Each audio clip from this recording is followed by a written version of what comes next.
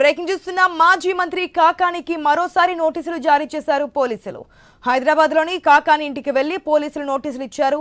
విచారణకు రావాలని అందులో సూచించారు. మాజీ మంత్రి కాకానికి 11 గంటలకు పోలీసులు విచారించేందుకు సిద్ధమయ్యారు. క్వార్జ్ అక్రమ మైనింగ్, రవాణా, నిబంధనలకు విరుద్ధంగా పేలుడు పదార్థాల వినియోగం అభియోగాలపై కేసు నమోదు చేశారు పోలీసులు.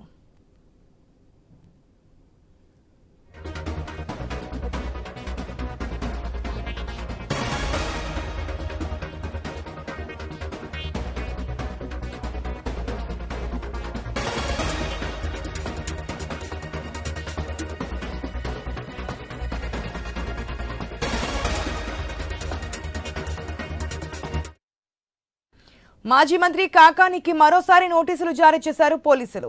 హైదరాబాద్ లోని కాకాని ఇంటికి వెళ్లి నోటీసులు ఇచ్చారు. విచారణకు రావాలని అందులో సూచించారు. మాజీ మంత్రి కాకానిని 11 గంటలకు పోలీసులు విచారించేందుకు సిద్ధమయ్యారు.